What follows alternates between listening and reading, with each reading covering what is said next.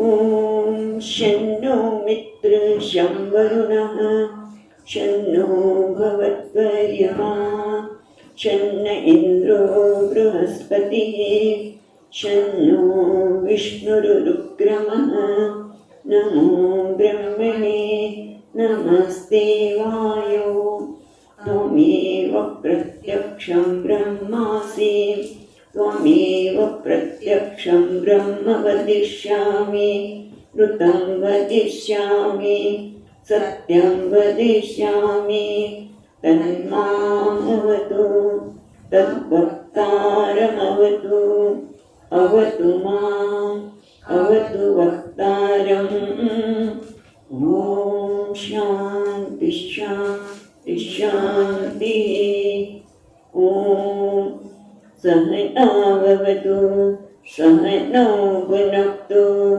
सह वीर्यं करवावहै तेजस्विनावधीतमस्तु मा विद्विषावहै ॐ शान्ति शान्ति शान्तिः श्रुतिस्मृतिपुराणानाम् आलयं करुणालयं नमामि भगवत्पादं शङ्करं लोकशङ्करं शङ्करं शङ्कराचार्यं केशवं बादरायणं सूत्रभाष्यकृतौ वन्दे भगवन्तौ पुनः पुनः ईश्वरो गुरुरात्मेति मूर्तिभेदविभागिने व्योमवद्व्याप्तदेहाय दक्षिणामूर्तये नमः।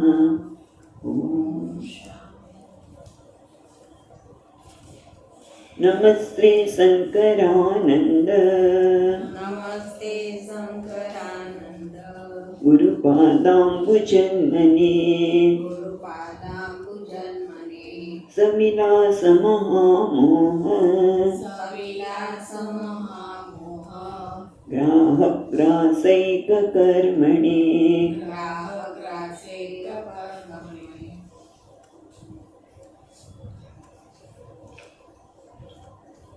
દરેક વ્યક્તિ પૂર્ણતાની શોધમાં છે. જન્મ્યો ત્યારથી દરેક વ્યક્તિને પૂર્ણતા જોઈએ છે કે ઓછું ગમતું નથી અને એના માટે જ આપણે જો બધા કર્મ કરીએ, જે કંઈ કર્મ કરીએ, સત્સંગમાં જવું કે ન જવું એવું પણ લોકો એના આધારે નક્કી કરે છે. પણ ખરેખર પૂર્ણતા જે શોધે છે માણસ છે કે જિંદગી પ્રયત્ન કરે છે સત્સંગથી જ મળશે, પહેલાં તે નિર્ણય થવો જોઈએ. મારું જે જીવનનું ધ્યેય છે પૂર્ણતા. મને ઉણપ ગમતી નથી, મર્યાદા ગમતી નથી, મને ચાલે છે. હું આ કરી લઉં તો બરાબર થશે, હું પેલું કરી લઉં તો બરાબર થશે, અહીંયા જાઉં ન જાઉં, બધા નિર્ણયની પાછળ આપણે પૂર્ણતા જ શંખીએ છીએ. પહેલાં એ નિર્ણય થવો જોઈએ. બધા જ પ્રયત્નની પાછળ પૂર્ણતા ચંક્યું છે, પણ ક્યારેય પૂર્ણતા મળતી નથી. એટલે પછી આપણા કાર્યો બદલાતા રહે છે. પણ એ પૂર્ણતા ક્યાં જ મળશે તો શાસ્ત્ર કહે છે, શાસ્ત્ર પાસેથી જ મળશે. અને એમાં તે અત્યારે આપણે જે વિવેક કરી રહ્યા છીએ એ પંચમહાભૂતમાં શું સદૈવ સૌમ્ય ઇદમગ્ર આસિત એ છાંદો ઉપનિષદમાં જ તત્વમસી મહાવાક્ય છે, જેનો પહેલા પ્રકરણમાં આપણે વિચાર કર્યો હતો. પણ હવે અહીંયા આપણને પંચમહાભૂતના દ્વારા જે સદૈવ સૌમ્ય ઇદમગ્ર આસિત છે, કોણે ઉદાર મુનિએ પોતાના જ પુત્ર શ્વેતકેતુને આદેશ આપે છે કે સત તત્વ જ હતું આ જગતમાં. જેને સત કહો, જેને પૂર્ણતા કહો, એ એક જ હતું. અને એને કેવી રીતે પામવું તો પંચમહાભૂતના વિવેક દ્વારા.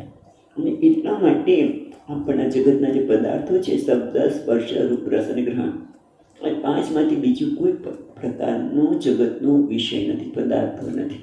જગતનો વિષય કહો, પદાર્થો કહો, જે કંઈ કહીએ આ પાંચમાં જ આવી જાય છે. તો એ પાંચ જે છે એ પાંચને કેવી રીતે આપણે પ્રાપ્ત કરવા? તો કે પાંચ જે છે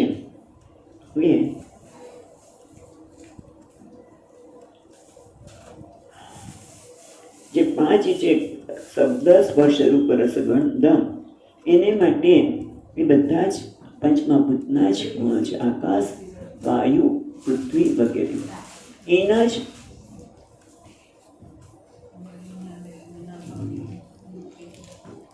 એને આપણે વાત કરતા હતા કે જગતના પદાર્થો જે કંઈ લઈશું એ શબ્દ સ્પર્શ રૂપ રસ એની અંતર્ગત છે અને બધા જ આપણે આગળ ચર્ચા કરી કે બધા જ પંચમહાભૂતના ગુણ છે. આકાશનો ગુણ છે શબ્દ, વાયુનો ગુણ છે શબ્દ અને સ્પર્શ. એ બધા જની ચર્ચા આપણે કરી ચૂક્યા કે 5 જ્ઞાનેન્દ્રિયો છે. 5 જ્ઞાનેન્દ્રિય એના સ્થાન ગોળખ અને એનો ક્રિયા કઈ પ્રકારની ક્રિયા કરે છે. કર્ણ છે એ ગોલક છે, એની પાછળ કઈ ઇન્દ્રિય રહે છે? કર્ણેન્દ્રિય. અને એનું ક્રિયા કઈ છે? તો સાંભળવાની ક્રિયા કરે છે. સાંભળવાની ક્રિયાને આધારે ખરેખર તો આપણે શું થાય છે?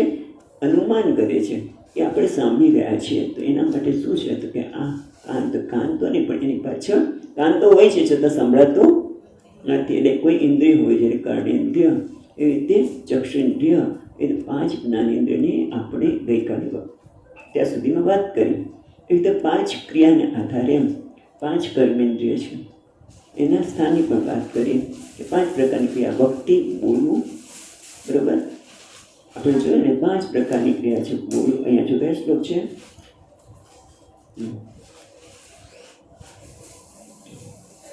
ભક્તિ 10મા શ્લોકમાં વાત કરી હતી. ભક્તિ, આદાન, વમન, વિસર્ગ, આનંદકા ક્રિયા. આ કયા છે? 5 પ્રકારના જે કર્મેન્દ્રિયો છે. વાણી, આદાન, પ્રકટવું, જવું, બધા જ એ કયા છે? કર્મેન્દ્રિયમાં બધા આવી છે. બધાનું તમારે ગ્રહણ કરી જોયું. સ્વતંત્ર જુદી જુદી ચર્ચા કરવામાં આવી નથી. એવી રીતે એના ગોળકની વાત કરવી અને 5 પ્રકારની કર્મેન્દ્રિય છે. 5 પ્રકારની જ્ઞાનેન્દ્રિય, 5 પ્રકારની કર્મેન્દ્રિય અને 10ને પ્રેરક કોણ છે? તો કે 12મા શ્લોકમાં કીધું કે મન 10 ઇન્દ્રિય અધ્યક્ષ. મન જ 10 ઇન્દ્રિયોનો અધ્યક્ષ છે. અધ્યક્ષ છે એટલે કે એનો નિયામક છે. અને પછી અધ્યક્ષનો અર્થ પ્રેરક. આ 10 ઇન્દ્રિયોની પ્રેરણા કોણ આપે છે? તો મન. પણ મન છે એને અંતઃકરણ કહ્યું, પણ એ બાહ્ય ઇન્દ્રિયો વિના એને કોઈ સ્વતંત્ર પોતાનું અસ્તિત્વ બતાવી શકાય નહીં. મન છે એવું ક્યારે ખબર જાય? ઇન્દ્રિયો એના વિષયમાં કાર્ય કરે છે. અને એટલું જ નહીં, મન ઇન્દ્રિયો એના વિષયમાં કાર્ય ક્યારે કરી શકે? જેની મન એનો પ્રેરક ન હોય તો કામ થતું નથી. સામે જોઈ રહ્યા હોય અને છતાં વસ્તુ આપણને દેખાય નહીં. આંખ જોઈ રહી છે, સામે જ વસ્તુ પડી છે, છતાં નથી જોઈ. કેમ? કારણ કે મન એની પાછળ નથી. એનું પ્રેરક જે મન છે એની પાછળ નથી. એટલે 10 ઇન્દ્રિયો કર્મેન્દ્રિય હોય કે જ્ઞાનેન્દ્રિય હોય, એનો પ્રેરક કોણ છે? કે મન. મન હોય તો જ જ્ઞાનેન્દ્રિય કાર્ય કરે છે. એ રીતે કર્મેન્દ્રિયો પણ ચાલવા માંડે પણ ક્યાં જાય છે? મન હતું જ નહીં એટલે કે બીજા રસ્તે આપણે પહોંચી જઈએ. ઘણી બધી વખત એવું થતું હોય છે. એવી રીતે કોઈ પણ કાર્યમાં મનની આવશ્યકતા છે. એટલી વાત કર્યા પછી હવે મન શું છે? તો એના માટે વાત કરીશું. ઇન્દ્રિયો અને મનમાં ભેદ પાડે છે 13મા શ્લોકમાં. એ આપણે બોલીશું. 13 અને 14મા શ્લોક બંને કરેલા છે. જરા જોઈ અને આગળ જઈશું. અક્ષેશ્વર્થાપિતે તેષુ એતદ્ ગુણદોષ વિચારકમ સત્વરજಸ್ತಮಶ್ಚಸ್ಯ ગુણા વિક્રિયતે હિતૈઃ વૈરાગ્યಂ ક્ષાંતિરૌદાર્યમ ઇત્યાદ્યા સત્વસંભવાઃ કામક્રોધો લોભયત્નૌ ઇત્યાદ્યા રજસોત્થિતાઃ આલસ્ય ભ્રાંતિ તંદ્રાદ્યાઃ વિકારસ્તમસોત્થિતાઃ. આપણે જોઈએ એ પ્રમાણે મન છે ઇન્દ્રિયોનું કાર્ય શું છે? વિષયનું ગ્રહણ કરે છે. પણ એ સારી છે કે નહીં ખરાબ છે એ બધું નિર્ણય કોણ કરે છે? મન. એટલે ગુણ દોષ વિચારકમ. મન છે ગુણ અને દોષનો વિચાર કે ભાઈ આ કરવા જેવું છે કે નહીં, આ બરોબર છે કે નહીં, એનો નિર્ણય કોણ કરે છે? મન. એને મન શું કરે છે? એકદમ સમીચીન અસમીચીન, આ સમીચીન છે કે નહીં એનો નિર્ણય મન કરે છે. એટલે ગુણ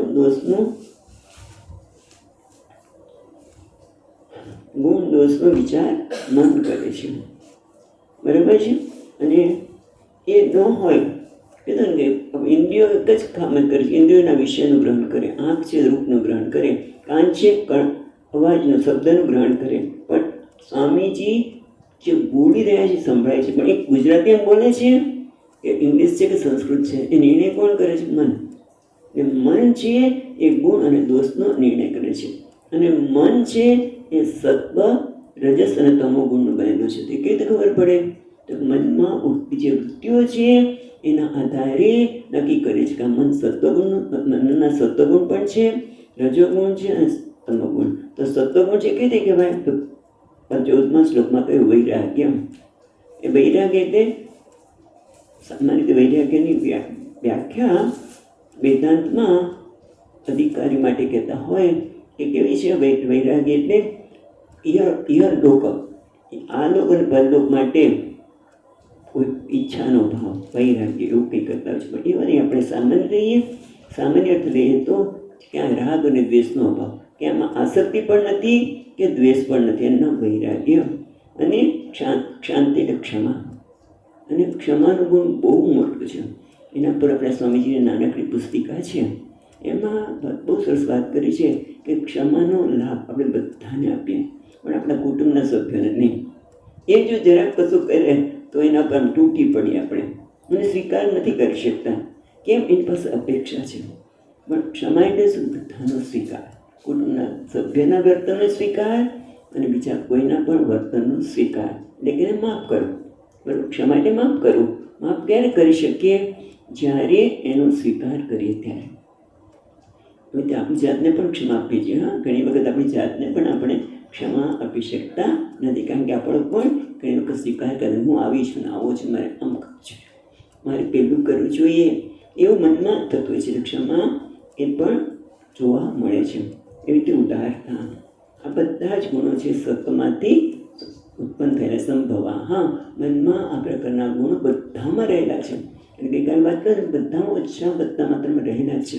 રાવણ જેવું રાવણ હોય કે હિરણ્યકશિપુ હોય, પણ એમાંય ઉદારતા હોય. ક્યાંક તે ઉદારતા બતાવતો છું, ક્યાંક એક ક્ષમાનું ગુણ આપણે કહીએ પોતાના પુત્ર માટે ક્ષમા હોય.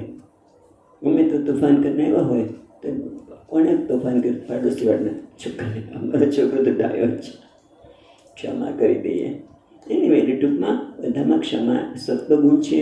એ તો રજોગુણ પણ આપણે જોયું એમ કામ, ક્રોધ, લોભ, યત્નાદિ આ બધા જ રજોગુણના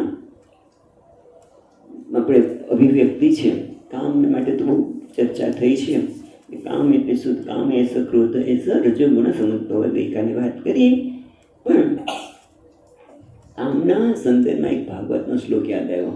તો કહે છે યત પૃથિવ્યામ વ્રીહ્ય અન્નમયમ હિરણ્ય પશવ સ્ત્રિય ન દુહ્યંતી મનપ્રીત તુમ સહ કામ તસ્ય વે. મનુષ્યને આખી પૃથ્વી મળી જાય, આખી પૃથ્વી એનું રાજ્ય મળે, કદાચ બધું જ સુવર્ણ મળી જાય, સ્ત્રીઓ મળી જાય, પશુઓ મળી જાય, પણ તોય એનું મન પ્રસન્ન થતું નથી. કેમ? કારણ કે એનું મન કામથી હણાયેલું છે. માટે કામ એવી વસ્તુ છે કે ગમે તેટલું આપવું તો એને સંતોષ થાય જ નહીં. અને એટલા માટે યયાતિના મુખે મૂકેલું છે કે ન જાતું કામ કામાય ઉપભોગેન સામ્યતિ હવેશા વર્તમાનમ એવ હવેશા કૃષ્ણ વર્તમાન એવમ અભિવર્ધતિ.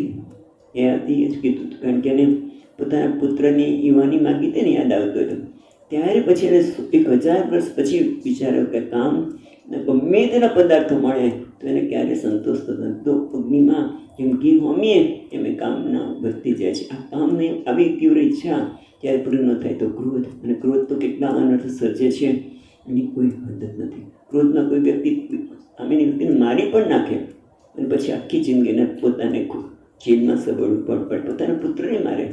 બધા જ ક્રોધમાં અનેક અનર્થ રહેલા છે. એ પણ રજોગુણનું જ કાર્ય છે.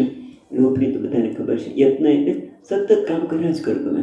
એટલે દરેક વાર તો બેસ ના, કંઈક કર્યા જ કર, કંઈ જ કર્યા કર. નહીં તો પછી મોબાઈલ, ન હોય તો પછી ફોન ચાલુ, કંઈ ગમતું નથી ફોન ઉપર લાંબી લાંબી વાતો કરે. બધું જ કેમ? એ રજોગુણ કાર્ય છે. યત્ન સતત જ ક્રિયાઓ કર્યા જ કરે અને એટલા માટે એ રજોગુણ છે. આ પણ મનમાં જોવા મળે છે. એ રીતે આળસ રસ જ ન પડે કંઈમાં, બસ આળસ આવે છે.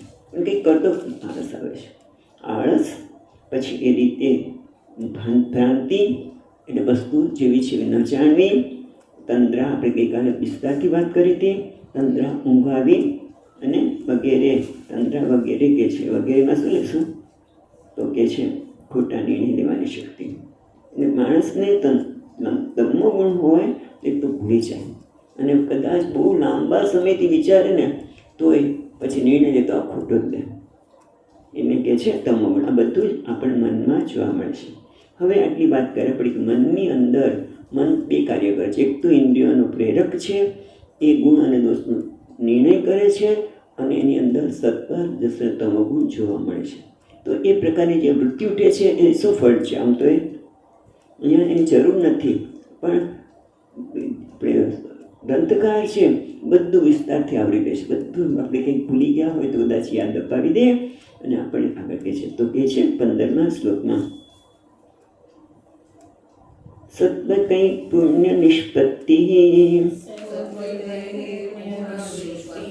પાપોત્પત્તિશ્ચ રાજસૈઃ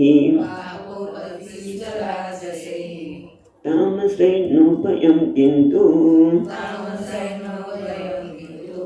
વૃથા યુક્ષણપણં ભવેત. એને હવે કહે છે સત્વ કઈ પુણ્ય નિષ્પત્તિ. સત્વના વિકારથી બધા ગુણો કીધા.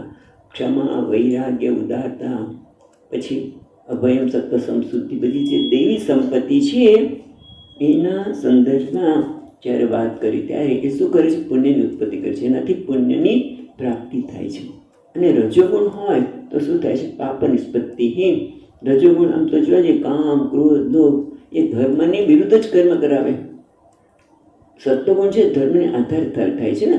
તમે કોઈને માફી આપી શકો, ક્ષમા આપો તો એ બધા ધર્મ એ બધા મૂલ્ય છે. એ સત્વગુણથી આપણને પુણ્યની પ્રાપ્તિ થાય. રજોગુણ હોય તો ધર્મની વિરુદ્ધ જવાનું થાય એટલે પાપ થાય. કોઈને દુઃખ, કાંઈ કામ હોય એની ઈચ્છિત પદાર્થની પ્રાપ્તિ માટે આપણે એને કેના પ્રકારે લઈએ એટલે બીજાને હડપી લઈએ કે ઘણી બધી ખોટું કાર્ય કરવું પડે એટલે એ છે પાપની ઉત્પત્તિ.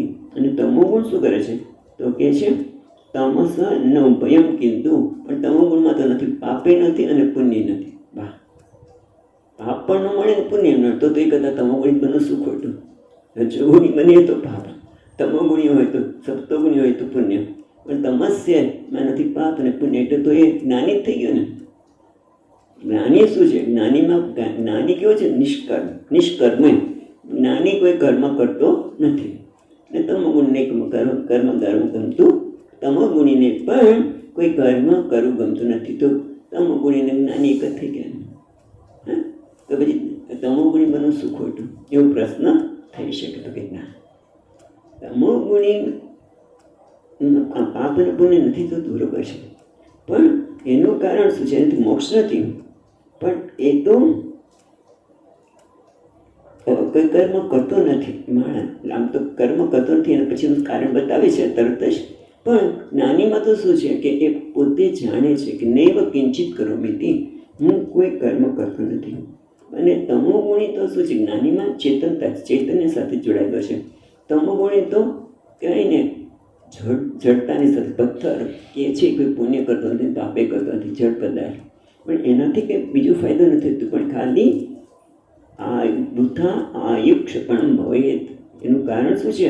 પહેલાં આપણે એમ થાય એ બંને એક જ સરખા છે ને, તો કે ના, વૃથા આયુક્ષપણમ ભવેત. જે તમોગુણી છે એનું આયુષ્ય તો ખરી નકામું, ખાલી કહેવાય ને એનું આયુષ્ય ખોટું. જે મનુષ્ય જન્મ મળ્યો છે આયુષ્યમાન છે એનો તો વ્યર્થ ઉપયોગ થયો છે, ક્ષપણ ભવે. કેમ? કારણ કે મનુષ્ય જીવન પરમાત્માની પ્રાપ્તિ માટે મળ્યું છે. ત્યાં ઉપનિષદમાં પણ કહે છે, ન ચેત્ય અવેદિત મહતી વિનષ્ટિ. જેણે આ જીવનમાં પરમાત્માને નથી જાણ્યા એ તેને ખૂબ મહાન ગુમાવવાનું છે. અને યાજ્ઞવલ્ક્ય મુનિ પણ કહે છે કે એ સકૃપણ, હા, જે પરમાત્માની પ્રાપ્તિ નથી મળતો કૃપણ છે. એટલે ટૂંકમાં એનું આયુષ્ય મનુષ્ય જીવન મળ્યું છે એ તો નકામ જ જાય છે. કંઈ નહીં, આ જીવનમાં તો બીજા જન્મમાં. આપણે તો હિન્દુ ધર્મમાં તો બહુ સારું છે, બીજા ધર્મમાં તો પુનર્જન્મ નથી, પણ હિન્દુ ધર્મમાં તો બીજો જન્મ છે. આપણે બીજા જન્મમાં ભગવાન ભજી દઈશું, અત્યારની ભજી તો ચાલશે. હા, પણ બીજો જન્મ મનુષ્યને જ મળશે ક્યાં ખાતરી છે ભાઈ? એ કરતાં અત્યારે જ કરી લે. એ નથી કરતો એનું વૃથા જીવન થઈ રહ્યું છે.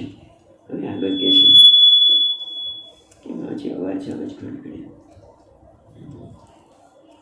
16મો શ્લોક એક દીટીનો છે. અત્રાહમ પ્રતીતિ કર્તેતિ કર્તેતિ એવં લોક વ્યવસ્થિતિ. અવાજ આપે છે, ખબર નથી પડતું.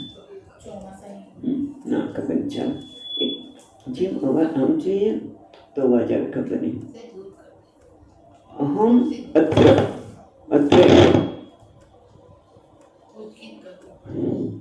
ઓમ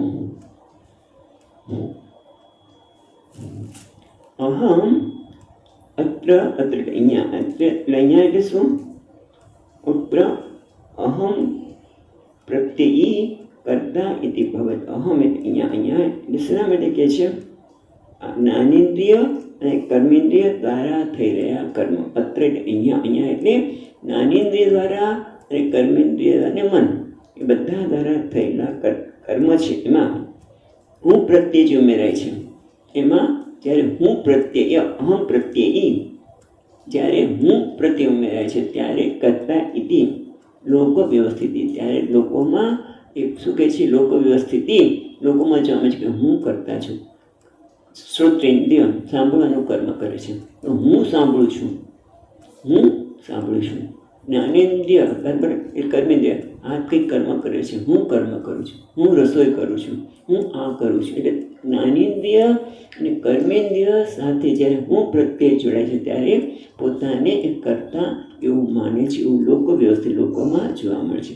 પણ ખરેખર જોવા જઈએ તો જ્ઞાનેન્દ્રિય કર્મેન્દ્રિય અને મન ખરેખર કર્મ કોણ કરે છે? સામાન્ય માણસ માટે મને ઉંચવાળા ભર્યું છે, ઉંચવાળા ભર્યું છે. આપણને પણ લાગે, પણ ગીતાનો અભ્યાસી હોય તો એને યાદ આવે, પ્રકૃતિ ક્રિયમાણાની ગુણૈ કર્માણિ સર્વસઃ અહંકાર વિમૂઢાત્મા કર્તાહમ ઇતિ મન્યતે. બરાબર ને? પ્રકૃતિ ક્રિયમાણાની આ બધા જ પંચમહાભૂતના છે, જ્ઞાનેન્દ્રિય કર્મેન્દ્રિય અને મન. એ બધા દ્વારા જે કર્મ થઈ રહ્યા છે એમાં અહમ પ્રત્યે લાગવાથી પેલો વ્યક્તિ કહે છે હું કરું છું. અહંકાર વિમૂઢાત્મા, એ વિચાર કરતો નથી કે હું કર્મ કરતો જ નથી, બસ મારી સન્નિધિમાં થઈ રહ્યા છે. પણ એ પ્રકારની એને વિવેક ન હોવાથી પોતાને કરતા ઇતિ માને છે. હવે એટલી વાત કરતી હતી. હા, હવે શું છે? હવે પાછું એનો જ ઉપસંહાર કરે છે. આ એમની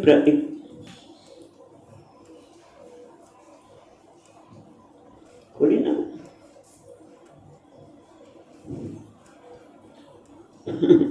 17મો શ્લોક. જગતનો બધી વાત કરી એને પાછું પોતાની રીતે મૂકે છે 17મા શ્લોકમાં.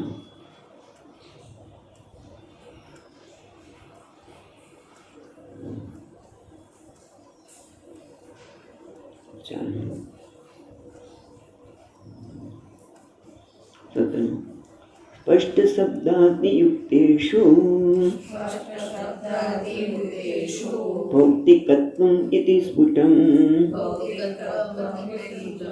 અક્ષ્વાદિ તચ્છાસ્ત્ર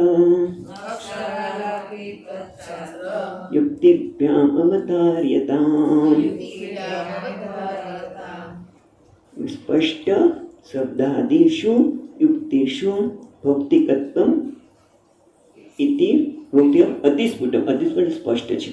એ ટૂંકમાં પદ્ધતિ ઉપસંહારની આ જગતના બધા પદાર્થો છે એ પંચભાગનો વિકાસ, પંચમહાભૂતનો વિકાસ, ભૌતિકમ. એટલે પંચમહાભૂતના વિકારને ભૌતિકમ એ ટેકનિકલ શબ્દ. પંચમહાભૂતનો વિકાર હોય એને ટેકનિકલ ભાષામાં ભૌતિકમ. અને ટૂંકમાં આ બધું જ પંચમહાભૂતનું બનેલું છે. એને કહે છે કે શબ્દ સ્પર્શ. આપણે આગળ ચર્ચા કરી ગયા ને એ શબ્દનો ગુણ, આકાશનો ગુણ છે શબ્દ, વાયુનો 2 ગુણ છે શબ્દ અને સ્પર્શ, જળ પછી અગ્નિનો 3 ગુણ છે શબ્દ સ્પર્શ રૂપ. એટલે બધું શું છે તો કે બધા જ પંચમહાભૂતના બને. શબ્દ સ્પર્શ રૂપ રસ એ જગતના કોઈ પણ પદાર્થો લો એમાં 5 વસ્તુ, કોઈ પણ આમાં કોઈને કોઈ ગુણ જોવા મળે. પણ એ બધા ગુણ કેમાં છે તો પંચમહાભૂતમાં. એટલે સ્થિતિ સ્પષ્ટ, એટલે સ્પષ્ટ છે કે આ જગતમાં એ શબ્દ સ્પર્શ વગેરે છે એ બધા આપણે યુક્તિ દ્વારા નક્કી કર્યું કે બધા ભૌતિક છે, એટલે પંચમહાભૂતના બનેલા છે. પણ પછી આગળ કહે છે અક્ષાદૌ અપી તત્શાસ્ત્ર યુક્તિભ્યામ અવધાર્યતા. એ જ રીતે ઇન્દ્રિયોના સંદર્ભમાં, જગતના પદાર્થોના સંદર્ભમાં પણ બરોબર ખરું, પણ ઇન્દ્રિયોના સંદર્ભમાં એટલા અને ઉપસંહાર જ કરે છે જે આપણે ભણી ગયા છે. અને પાછું ફરિયાદ એક જ શ્લોકમાં આપણને યાદ કરાવે છે. અક્ષવ આદિ છે ને, અક્ષાદૌ અક્ષ વગેરેમાં એટલે બધી ઇન્દ્રિયો વગેરે, કર્મેન્દ્રિય, જ્ઞાનેન્દ્રિય અને મન એ બધાના સંદર્ભમાં તત્શાસ્ત્ર એને શાસ્ત્ર અને યુક્તિ દ્વારા પણ તમે અવધાર્યતા તમે નક્કી કરો કે એ પણ ભૌતિકમ છે, એ પણ પંચમહાભૂતના બનેલા છે. એટલા માટે ભૌતિકમ કહીને શું કહેવા માગે છે કે એ આત્મા નથી, આ પંચમહાભૂતના બનેલા છે, એ વિકાર છે, માટે એ આત્મા નથી. હવે આપણે પહેલાંમાં તો યાદ આવી ગયું કે શબ્દ સ્પર્શ રૂપ રસ વગેરે ભૌતિક છે, પંચમહાભૂતના બનેલા છે. પણ ઇન્દ્રિયના સંદર્ભમાં કેવી રીતે, મનના સંદર્ભમાં કેવી રીતે, તો ત્યાં આપણે શાસ્ત્ર પ્રમાણ છે.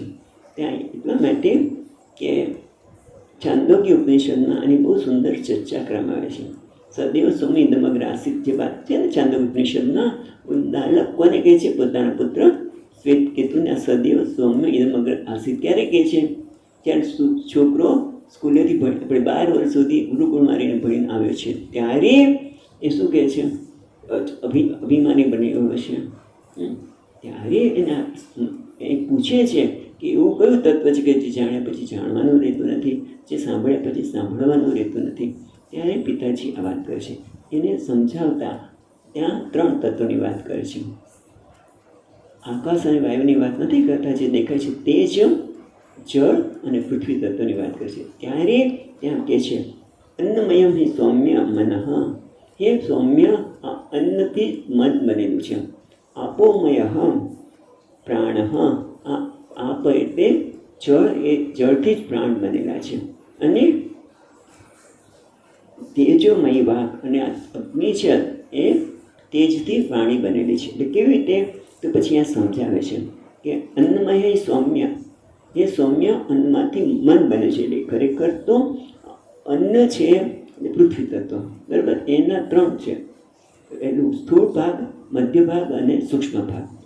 સ્થૂળ ભાગ જે અન્નનો જે સ્થૂળ ભાગ છે જેને આપણે કાઢી નાખીએ છીએ, બરાબર, મળ તરીકે દૂર કરે છે. જે મધ્ય ભાગ છે એમાંથી શું બને છે તો કે એમાંથી માંસ વગેરે, શરીરમાં જે માંસ વગેરે છે એ અન્નના મધ્ય ભાગમાંથી બને છે અને સૂક્ષ્મ ભાગમાંથી મન બને છે. એ રીતે પાણી છે એના જળ તત્વમાં સ્થૂળ ભાગ છે શું છે? જળ આપણે લઈએ, જળ સ્થૂળ ભાગને આપણે દૂર કરીએ છીએ મૂત્ર રૂપે. સૂક્ષ્મ ભાગ આપણે મધ્ય ભાગ છે એમાંથી રુધિર બને, અને જે સૂક્ષ્મ ભાગ છે એનાથી પ્રાણને પુષ્ટિ મળે, એને પ્રાણ, એ પ્રાણની વાત કરીએ. પછી તેજોમય વાક, તો તેજમાં પણ શું છે? તેજ છે એનો સ્થૂળ ભાગ છે એમાંથી અસ્થિ. એ તમે જુઓ કે તમારા તૂટી ગયા હાડકા, બેન કે હાડકું તૂટી ગયું હોય તો સ્વામીજી શીરો ખાજો, તેલ અંદર ઘી આવે ને, તેજોમય તેજના સ્થૂળ ભાગ છે અસ્થિને શક્તિ આપે છે. એનો મધ્ય ભાગ છે એ મેદ નામની જે ધાતુ છે ને એ બનાવે છે, અને સૂક્ષ્મ ભાગથી વાણી. તો સમજાવી દીધું. પણ એને યુક્તિથી દ્વારા વાત તો કરી પણ એને સમજવું કેવી રીતે? તો એના ગુરુજી એટલે કે ઉદ્દાલક ઋષિ શ્વેતકેતુને કહે છે કે 15 દિવસ તું પાણી પીજે પણ અન્ન જરાય લેતો નહીં. ધીમે ધીમે અન્ન બંધ કરી દે. 15 દિવસ સુધી અન્ન લેવાનું નહીં. 15 દિવસ પછી આવજો મારી પાસે. આવ્યો અને કહે છે વેદની રુચિ બોલ. કશું યાદ આવતું નથી, કંઈ યાદ નથી આવતું, બધું ભૂલાઈ ગયું. કારણ કે અન્ન લીધું નહીં એટલે મનને પુષ્ટિ મળી નહીં. બરાબર, અન્ન લીધું નથી, મનને પુષ્ટિ મળી નથી એટલે મન થઈ ગયું. એટલા માટે આપણે શાસ્ત્રોમાં પણ કહે છે કે અન્ન એવું ઓળખાય. એટલે તમે અન્ન જો સાત્વિક હશે તમારું મન પણ સાત્વિક બનશે.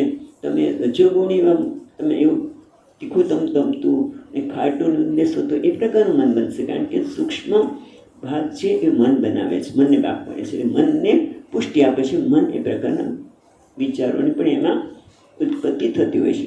અને કંઈ યાદ જ ન આવ્યો એટલે પાછું બધું કહું છે આ 15 દિવસ તું જમીન આવો.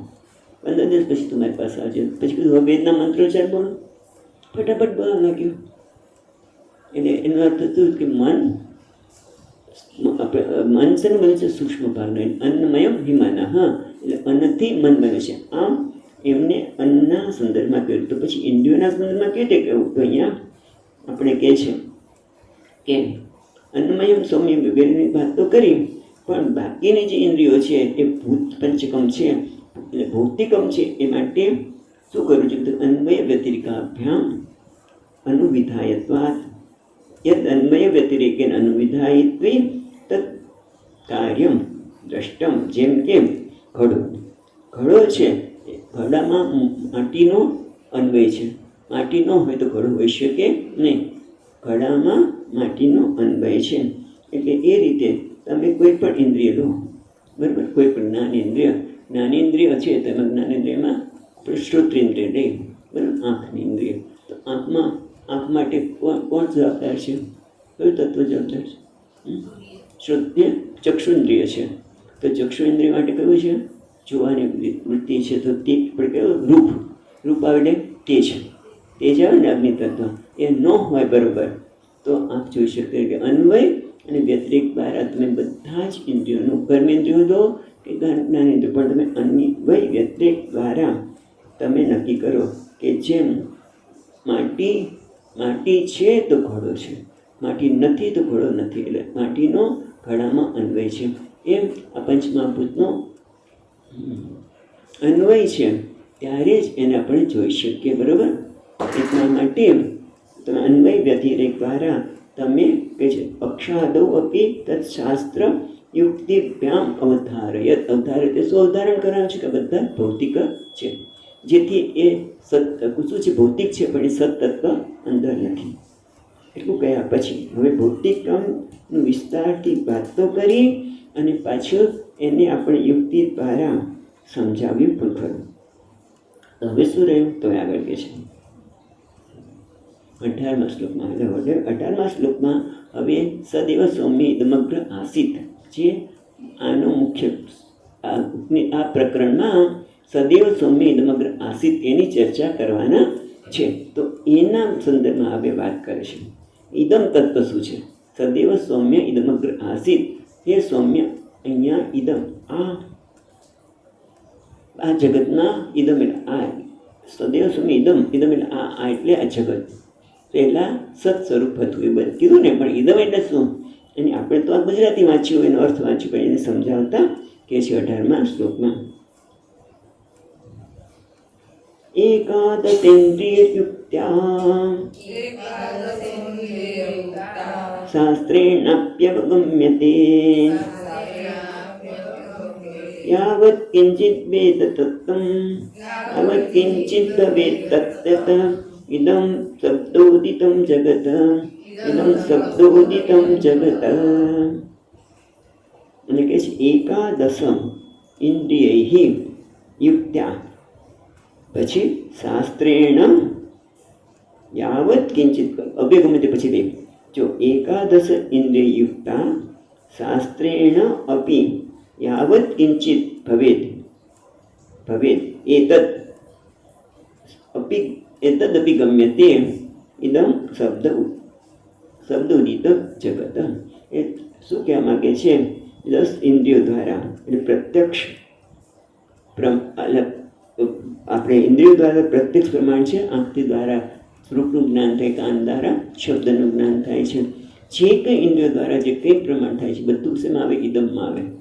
ઇન્દ્રિયો દ્વારા જે કંઈ ગ્રહણ કરવામાં છે અને યુક્તા એટલે યુક્તિ દ્વારા, કારણ કે ઇન્દ્રિય દ્વારા આપણે જે કંઈ ગ્રહણ કરીએ છીએ એ શું છે? આ રૂપ છે, આ ફૂલ છે, આ શબ્દ છે, આ ઇદમ એટલે આ. ઇદમ એટલે આ. કેમ? ગીતાનો કયો શ્લોક યાદ આવે છે? ભગવાને ઇદમ શબ્દ બહુ સ્પષ્ટ રીતે વાપરે છે. ઇદમ શરીરમ કૌંતેય ક્ષેત્રમિત્યવિધીયતે. ત્યાં વિવેક ક્ષેત્રનો વિવેક કરવા માટે ઇદમ શબ્દ વાપર્યો. ઇદમ એટલે આ રૂપે જે કંઈ છે બધું જગત આવે. આ રૂપે જે કંઈ છે એ શું કહેવામાં આવે છે? જગત શબ્દ. ઇદમ શબ્દ ઉદિતમ. ઇદમ શબ્દ દ્વારા જે કંઈ ઉદિતમ જણાય છે એ બધું જગતમાં આવે છે. એટલે કોઈ પણ પ્રમાણ દ્વારા જે કોઈ છે એ આ કોઈ પણ પ્રમાણ દ્વારા, એટલે પ્રત્યક્ષ, અનુમાન, સ્થાપત્તિ, કોઈ પણ પ્રમાણનો ઉપયોગ કરો અને એના દ્વારા તમને જે જાણ થાય, એનું જે જ્ઞાન થાય, જેનું જ્ઞાન થાય, જેનું વિષય બની શકે. ખ્યાલ આવે છે? કોઈ પણ પ્રમાણ દ્વારા, એટલે પ્રત્યક્ષ, અનુમાન, અર્થાપત્તિ, ઉપમા, બરાબર, શબ્દ પ્રમાણ, શાસ્ત્ર, બધા દ્વારા આપણને જાણી શકે કોઈ વસ્તુની ઇદમ. એટલે ઇદમ એટલે આ ક્યારે કહીએ? જ્યારે આપણે જાણીએ છીએ ત્યારે જ કહીએ છીએ ને. તો એને એ બધું જ જગતમાં આવે. વિચાર કરો કે ઇદમમાં શું આવે? બધું આવે. પણ પછી પ્રશ્ન કરે છે, કારણ કે શાસ્ત્ર એ શબ્દ લખ્યો છે ને, શાસ્ત્ર કેમ લખ્યું ભાઈ? ઇદમ તમે યુક્તિ દ્વારા અને આ જે વિષય છે એના આધારે તમે કહો કે આ બધું જગત છે, પણ શાસ્ત્રની જરૂર ક્યાં પડી? તો કે એટલા માટે ઘણા લોકો કે સ્વર્ગ પણ ઇદમમાં આવે. પણ આપણે સ્વર્ગને ક્યાં જોયું છે? સ્વામીજી કે તમે જ્યારે સ્વર્ગમાં જાઓ ત્યારે ઇદમ બનશે કે નહીં? તમે સત્કર્મ કર્યા છે માટે તમે સ્વર્ગમાં જાઓ ત્યારે તમારા માટે ઇદમ બને કે નહીં? બરાબર? એવી રીતે તમે કદાચ ખરાબ કર્મ કર્યા તો પાતાળમાં કે ક્યાંય જાઓ તો ત્યારે ઇદમ બને. 14 લોકમાં ગમે તે વસ્તુ હોય બધી ઇદમમાં આવે કે નહીં? તો કે હા. એટલે ત્યાં ભગવાન ગીતામાં કહે છે ને કે પંચ ચેન્દ્રિય ગોચરા, બરાબર, પંચ ઇન્દ્રિયાણી દશૈકમ ચ પંચ મહાભૂતાની અહંકાર બુદ્ધિ અવ્યક્તમેવ ચ. બધું જ અંદર ઇદમમાં આવી જાય. એટલે ટૂંકમાં એવું તમે વિચારતા નહીં. એમ શિષ્ય પૂછે છે કે તમે ઇદમ કહો છો પણ આ તો અત્યારે સામે દેખાય એમ, પણ જે ભવિષ્યમાં હોય તે ભૂતકાળમાં હોય એનું શું? તો એમ તમે ઇદમ કઈ રીતે કહી શકો? તો કે ભાઈ બરાબર છે, તારી વાત સાવ સાચી છે, પણ મુનિ જે છે એને તો સ્પષ્ટ દેખાય છે. ભૂત ભવિષ્ય વર્તમાનને જાણે છે માટે ઇદમ શબ્દ છે. ભૂતકાળમાં જે હતું એ પણ ઇદમ એ જગત છે, વર્તમાનમાં છે અને ભવિષ્યમાં પણ જે ઇદમ બનવાનું છે, એટલે કે ઇન્દ્રિયોનો વિષય બનવાનો છે, એ બધું જ ઇદમમાં આવીને ઇદમ શું છે? જગત. એટલે અહીંયા ઇદમ પદ દ્વારા જગતની વાત કરવામાં આવે છે. હવે ઇદમ શબ્દને આગળ સરે છે. ઇદમ શબ્દની વ્યાખ્યા કરી. હવે એકમેવ અદ્વિતીયમ શબ્દને આગળ જણાવતા સમજાવે છે. ઇદમ સર્વપુરા સૃષ્ટેઃ એકમેવાદ્વિતીયકમ સદૈવ વાસિત નામ રૂપે નાસ્તા મિથ્યારુણે વચઃ.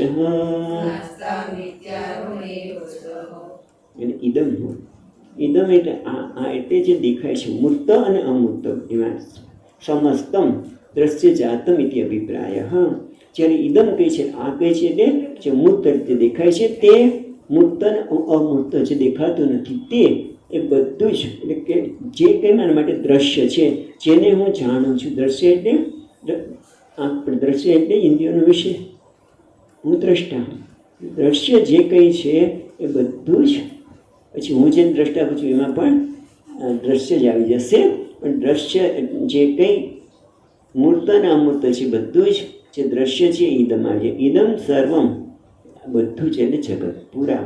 સૃષ્ટિ હે સૃષ્ટિના પહેલાં અગ્રે, બરાબર, એક એવ અદ્વિતીયમ સદૈવ આસિત નામ રૂપે નાસ્તા ઇતિ આરુણે વચઃ.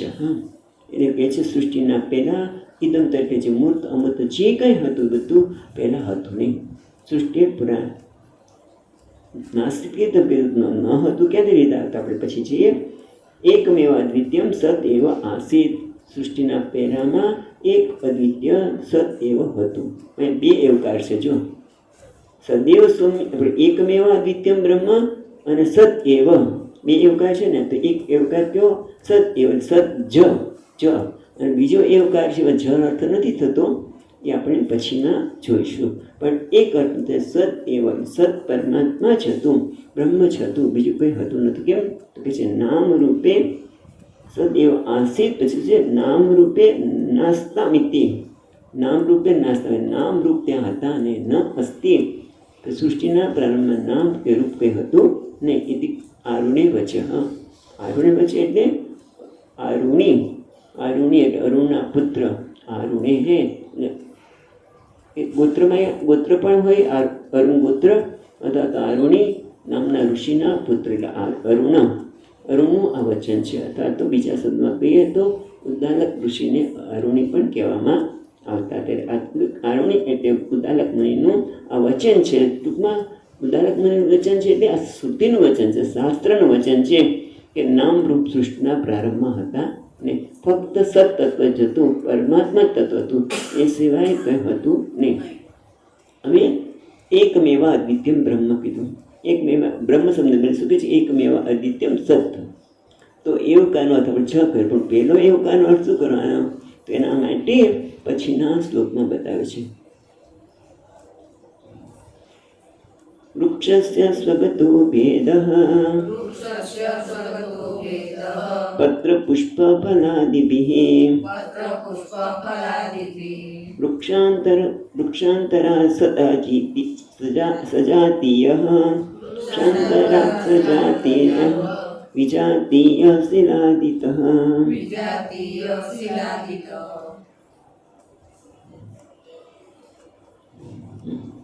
એટલે હવે પહેલાં કે છે એક એ પછી એવકાર કહીને એ બધા જ પ્રકારના ભેદને દૂર કરે છે.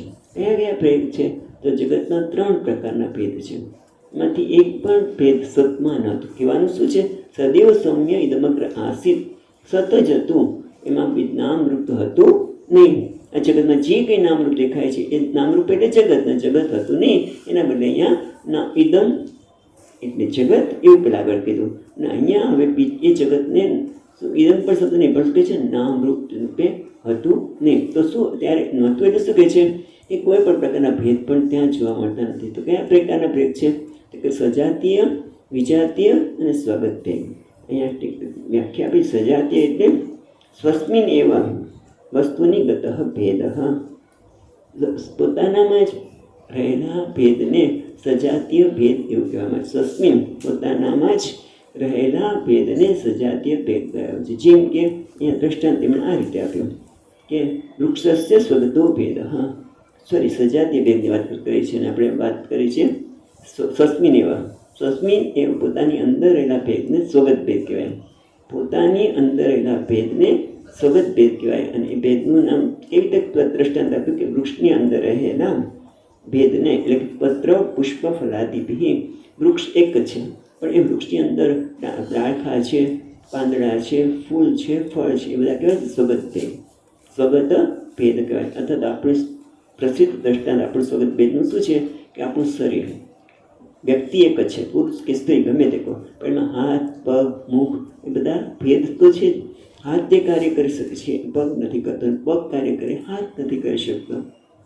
ઘણા લોકો કરતા હોય છે, એ વાત જુદી છે, પણ એમ આપણે ચર્ચા નથી કરતા. પણ એ સ્વગત ભેદ કહેવાય. સ્વગત પોતામાં રહેલા ભેદને.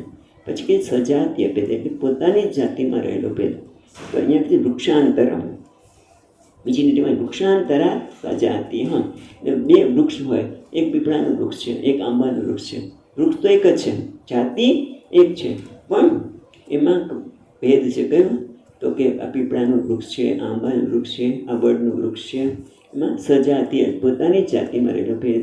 જે મનુષ્ય એક જ છે, પણ સ્ત્રી અને પુરુષ સજાતીય ભેદ થયો ને મનુષ્ય સ્ત્રીમાં રીતે, પછી જાતિઓ આપણે કે આ જાતિના છે પેલી જાતિના છે એ પણ દઈ શકીએ. અને પછી વિજાતીય, એટલે વિજાતીયમાં કહે છે શિલાદિત, વૃક્ષ અને પથ્થર એને વિજાતીય, બંનેની જાતિ જુદી છે. વૃક્ષનું જે કાર્ય છે એ પથ્થરનું કાર્ય નથી, અને પથ્થરનું કાર્ય છે એ વૃક્ષનું કાર્ય નથી, એટલે એને વિજાતીય ભેદ કહેવામાં આવે. ત્યાં પછી આપણે આ જ જાતિને એ દ્રષ્ટાંતને બીજી રીતે જોઈ શકીએ. મનુષ્ય એક જાતિ છે, પછી મનુષ્યમાં સ્ત્રીમાં પણ જુદી જુદા પ્રકારની સ્ત્રીઓ છે, એટલે સજાતિ ભેદ કરો. વિજાતીય એટલે મનુષ્ય અને ઘોડો, ચાલો પશુ, તો એ મનુષ્ય અને પશુ બંને વિજાતીય ભેદ છે. સરસ. એટલે આ પ્રકારના ભેદ સત્તત્વમાં નહોતા. જે સત્તત્વ કહેવામાં આવ્યું એમાં એકમેવ અદ્વિતીય બ્રહ્મ કહીને એક જ હતું, બીજું કોઈ હતું નહીં. એટલે કોઈ પણ હતું નહીં, એટલે સજાતિ ભેદ કે વિજાતિ ભેદ કશું જ નહોતું. એક એવ કાર્ય કરીને સ્વગત ભેદ પણ એમાં હતો નહીં. અદ્વિતીય ત્યાં બીજું કોઈ હતું નહીં. એ સજાતીય, વિજાતીય અને સ્વગત ભેદ ન હતા એ આપણને અહીંયા સમજાવ્યું. હવે આગળ કહે છે એવમ અનાત્માની ભેદત્રયમ પ્રદર્શ્ય. જો બહુ સ્પષ્ટ કહે છે આ સ્વગત ભેદ, સજાતીય ભેદ અને વિજાત ભેદ શું છે? આત્મા નહોતું. એટલે કે બધા અનાત્મા છે. એટલે જગતમાં જે કંઈ ભેદ દેખાય છે બધું શું છે? આત્મા નથી, એ અનાત્મા છે. પહેલાં આગળ બીજી રીતે બતાવ્યું કે આ જગતમાં જે કંઈ છે એ પંચમહાભૂતનું બનેલું છે, એ દ્રશ્ય છે, એ બધું જ અનાત્મા છે.